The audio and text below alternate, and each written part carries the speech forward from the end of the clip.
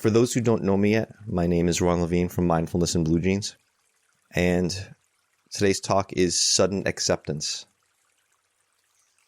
This is really based around an insight, or a few insights, that I had a number of years ago when I was going through something extraordinarily difficult. I had suffered a pretty profound loss with a very shocking betrayal that was part of it, and found myself really running in mental circles, trying to accept what had happened. And at one point, I realized that what I had been doing in an attempt to accept things wasn't working,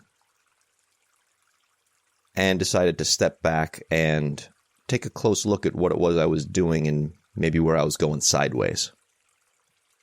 Which is really what a practice of mindfulness and insight meditation, vipassana, that's what this is all about, really, is seeing what we are doing that, in the Buddha's words, are causing our suffering. How are we getting in our own way? And as we get to understand the process of that, what we're bringing to it, seeing the causes and the effects, the results of our unskillful thoughts, speech, action, we begin to see, okay, here's where I'm going wrong. Let's try changing this and see what happens. And then we look at those results, and based on that we say, okay, maybe I need to try changing this as well. And we approximate our way towards freedom from suffering. And if we can free ourselves from suffering, that's kind of the whole shooting match, isn't it? So in this sitting, I will take you through the insights that I had that really changed my whole relationship and approach to acceptance. And perhaps some of it will resonate with you as well. I always like to begin my sitting by imagining that I am suspended from the ceiling by a string attached to the top of my head,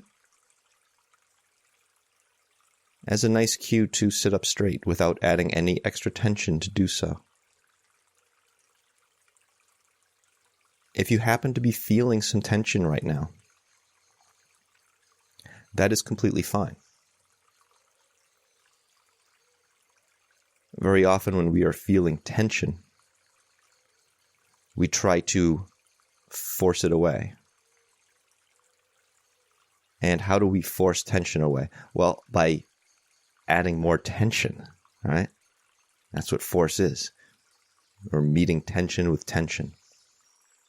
And that's not really going to work.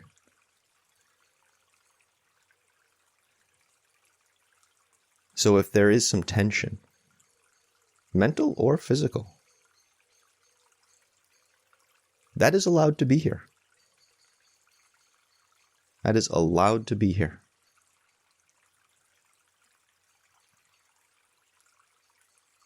And it is allowed to leave in its own time, which may be today and may not.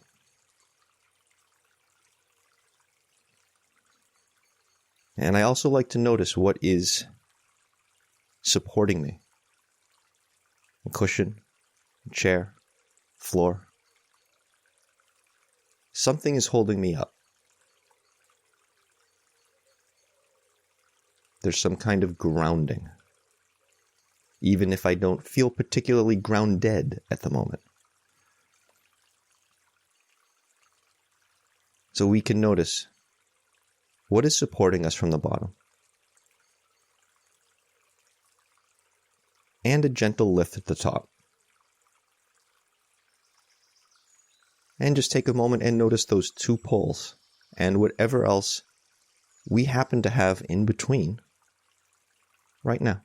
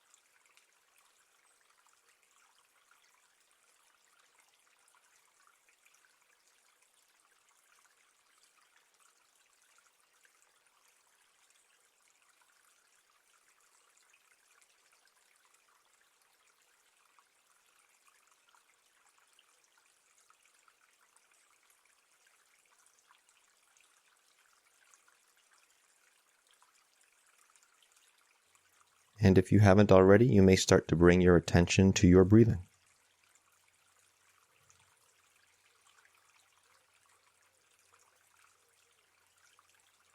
And in this practice, we do not have to shape our breathing. We do not have to control our breathing.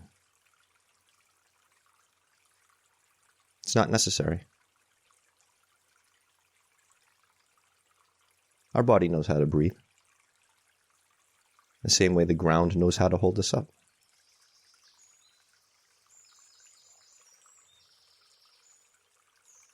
Now, sometimes we do try to shape and control the breathing, particularly when we bring our attention to it in a meditation sitting, often because we think it needs to be a certain way. Or perhaps it just doesn't feel comfortable. It doesn't feel right.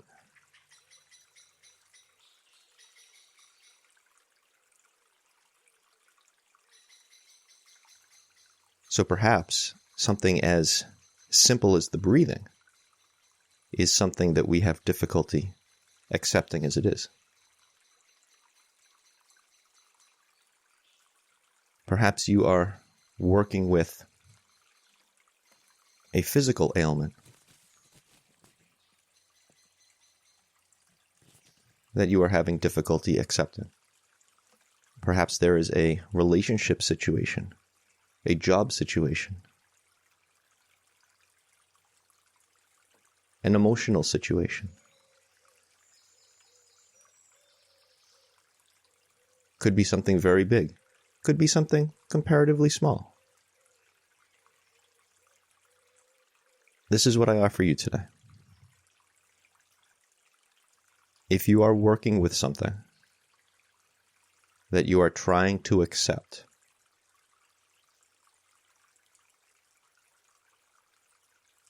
stop.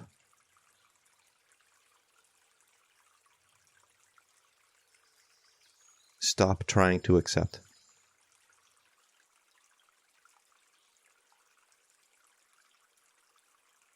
I mentioned a few moments ago that it doesn't make sense to bring tension to tension in an attempt to get rid of tension. Because what are we trying to do in that situation? Well, we're trying to relax. And what is relaxation? Relaxation is a lack of tension.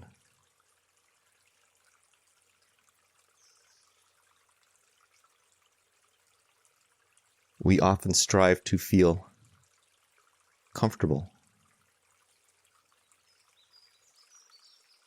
What I have found is comfort is simply the default state that we experience after we have been through some kind of discomfort. Comfort is the default state that is a lack of discomfort. Relaxation is the default state that is a lack of tension. And acceptance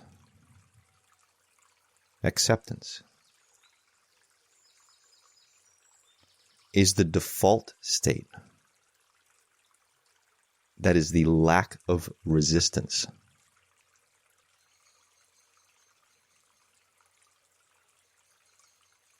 So when we are trying to accept something,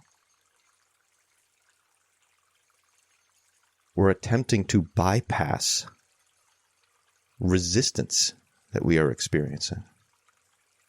In other words, we are resisting our resistance.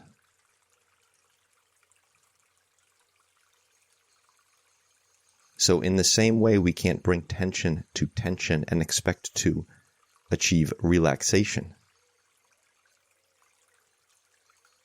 How can we possibly resist our resistance to something and expect that's going to lead to acceptance? How can we accept the thing we think we want to accept if we can't even accept our resistance to it? It's backwards.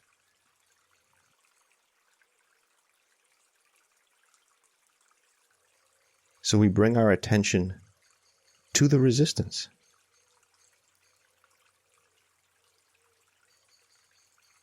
To allow it to process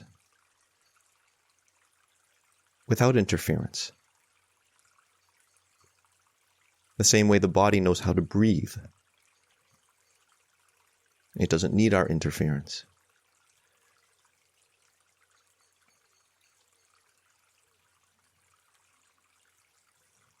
So we're going to take a few minutes with this. And what I'd like you to imagine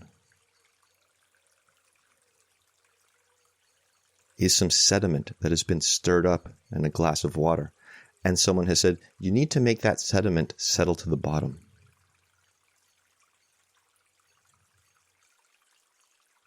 Well, we can't really stick our hand in there and try and force it down. That's just going to stir everything up more. Eventually, we figure out, well, all I can really do is sit and watch, and it'll take care of itself.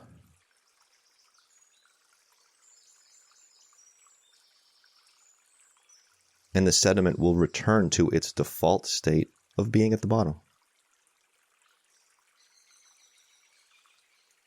So I invite you to anchor on the breathing. And wherever you are feeling that energy of resistance, it may be physical, it may be mental, it may be emotional, it might be a combination.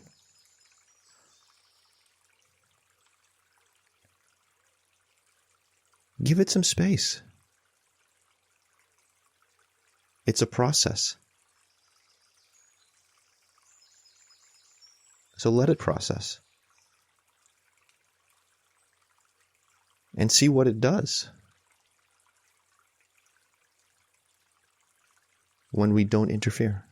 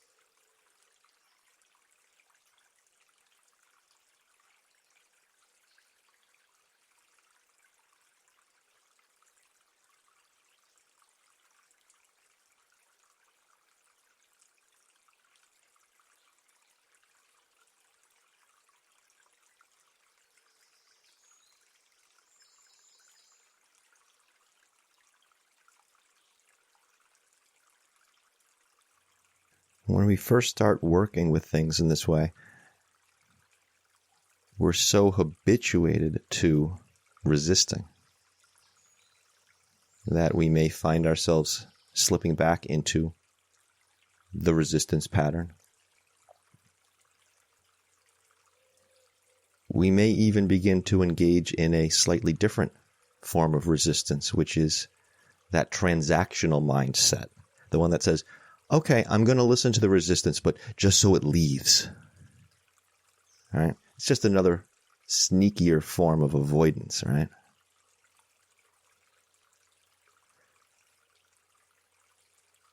So we watch for those.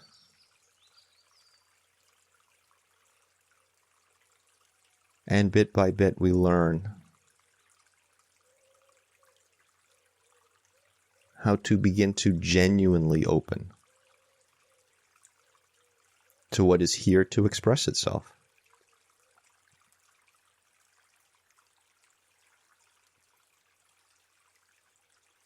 And that can be very challenging, especially at first.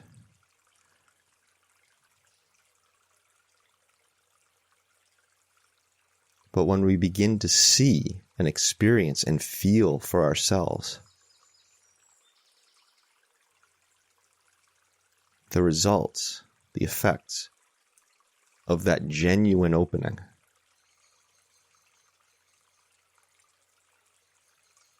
when we experience the processing that is finally allowed to happen and the freedom that we feel afterwards,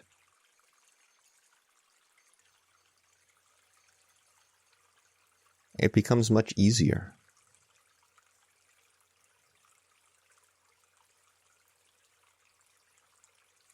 So if you're finding this challenging or confusing,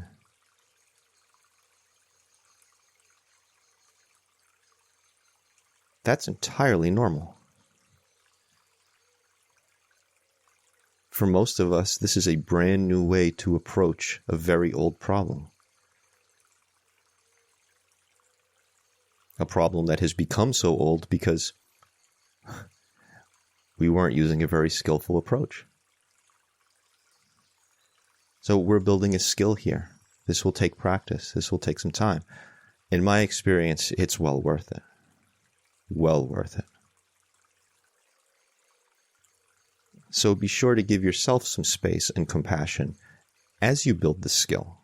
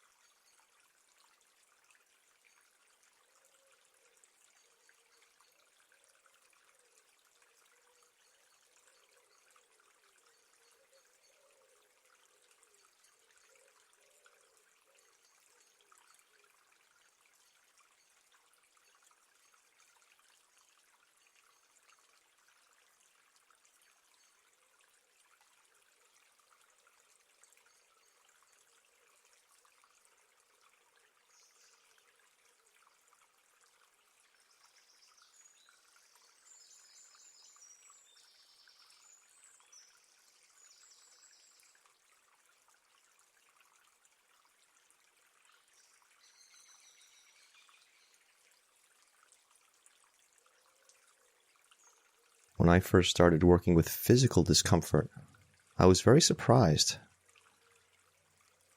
to find that physical pain, this thing that I had been pushing against any time I experienced it, just trying to get rid of it, trying to deny it, it always felt very solid, like this monolithic block somewhere in my body. And I'd push against it and it wouldn't go anywhere. And then when I started this practice, I was like, well, wait a minute. I've taken a different approach psychologically using this practice with mental blocks, if you will. What happens if I try it with something physical? And boy, was that a surprise. I found out very quickly, physical discomfort is not this monolithic static block I was envisioning. When I stopped pushing against it and started breathing with it, inquiring, checking it out.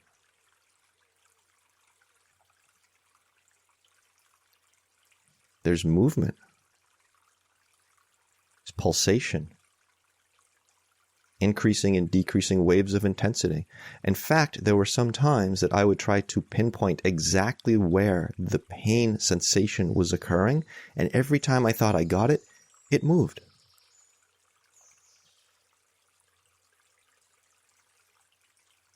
Fighting resistance has a way of solidifying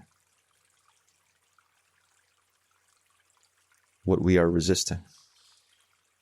Perhaps you've heard the phrase, what we resist persists.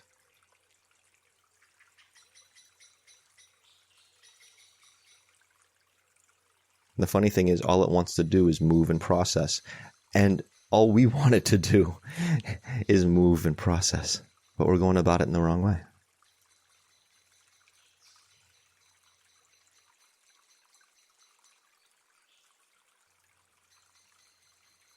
So acceptance isn't a doing.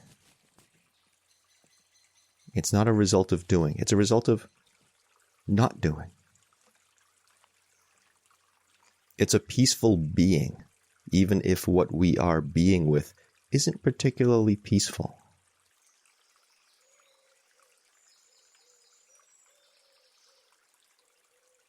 We don't have to go looking for acceptance. Acceptance is always here.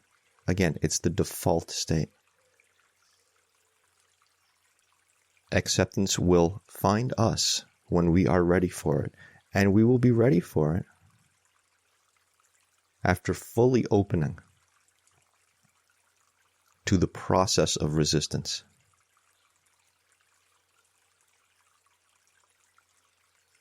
Because resistance can't sustain itself.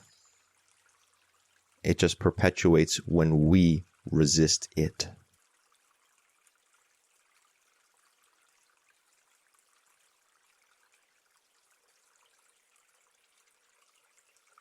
When we stop resisting our resistance and it processes, what's simply left is acceptance.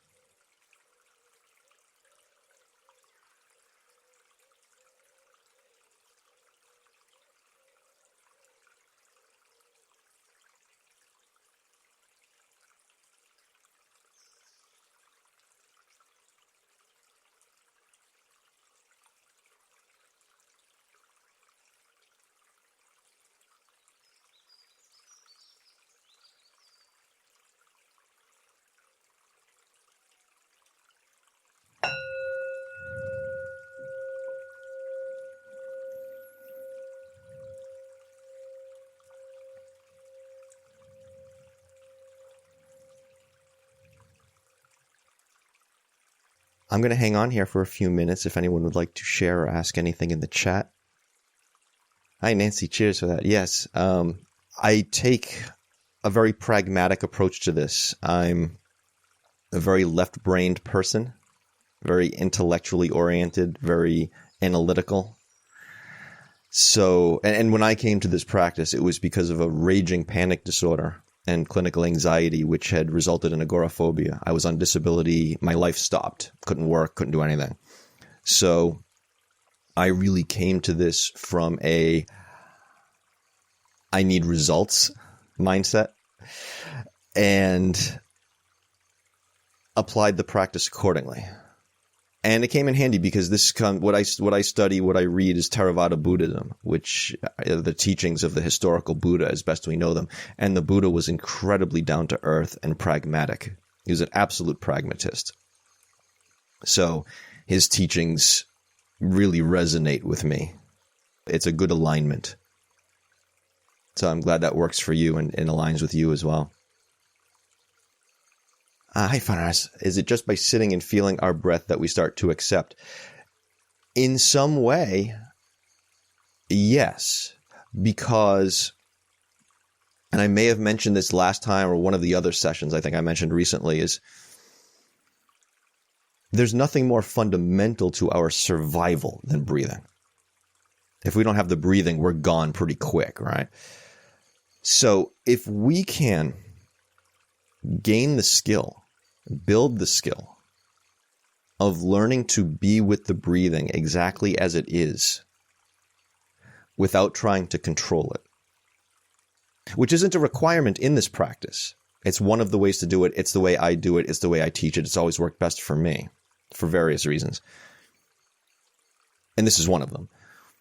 If we can cultivate a relationship with the breathing such that even if it's not the way we think it should be, or maybe it doesn't feel quite comfortable or what have you, if we can still be with it as it is without trying to shape and control it, that is a translatable skill. It is a transferable skill, meaning when other things begin to come up in life that are difficult and perhaps uncomfortable, we have a greater capacity to simply be with those as well. Like I often say, if you do swimming for a number of years and then you want to take up jogging, you don't have to build up the stamina all over again to start jogging. You've already built that up for the swimming. It's translatable. It's transferable. The same thing here. If we learn how to be with something uncomfortable, our ability to be with that kind of discomfort isn't going to remain just with that one thing. We're learning how to be with discomfort in general. So if we can cultivate a being with the breathing, however it is, we are cultivating the capacity to be with a lot of other things as they are. Now, I want to point out, this doesn't mean that if there's a bad situation that requires us to do something to make it better, that we don't do it. This isn't that sort of blind acceptance that you sometimes find in some spiritual circles. Oh, I'm just going to accept anything that happens. I'm spiritual and somebody's chopping off my arm and I'm not going to do anything about it. It's not what we're doing here, right? Not what we're doing here. But we are finding where our inability to accept things is causing us suffering. Usually that's with things that, to some degree, if not entirely, are out of our control. And in those times, it helps to come to what it is that we are feeling that is giving rise to this resistance. Spoiler alert, usually some kind of fear. Usually some kind of fear. And that's where we need to go and feel and process in order to get some of this stuff moving. I hope that helps. Something from Ren here. Everyone always told me to accept my anxiety, so that's something completely new to me. I've been agoraphobic for the past 2 years. I'm sorry to hear that. Yeah, it's there's, I could go on for hours about agoraphobia. You're welcome to reach out to me separate from here if you like. Let me say this about that. A funny thing about acceptance that I found. Again, I mentioned earlier, I'm very left-brained, very analytical, very, There are some parts of this practice that are beyond logic, which is something I find challenging to deal with sometimes because I am so logically oriented. And one of those things that I have found in this practice that kind of defies logic is that I have found it possible to simultaneously accept where I am in my practice while also accepting that I have more to do. They seem mutually exclusive on paper. And yet somehow, as much as it breaks my left brain, somehow I'm able to hold both of those at the same time. Why do I say this? In my experience, when working with anxiety, and again, I approached my anxiety and my agoraphobia in a very pragmatic manner. I still to this day have a little notebook, because this was almost 25 years ago that I was fully agoraphobic. I still have this little notebook from back then where I would write down, okay, I'm going to walk around the block of the house today, because that's all I could do at first. It scared the crap out of me. That's all I could do. And then I'm going to work my way up to walking around 2 blocks and then around 3 blocks. And then, okay, at this point, that's my target date to start trying to drive, just a very short distance, but just drive again. There was this acceptance that I was experiencing tremendous anxiety and panic, but also the acceptance that if I was going to get past this, I was going to have to do some work. We are born into various situations in life, and what we are born into is not our choice, but how we handle it is. If we find ourselves in a place where we are dealing with crippling anxiety, as I did, and as it sounds like you are, it may not be on us that it is happening. It may not be because of something that we have done. Although in full disclosure, mine was because of something I had done, but that's a whole other story. But it is on us to figure out a sustainable, healthy, skillful way to work with it. Again, it's one of those things that logically seems a little weird on paper. But we can accept ourselves as we are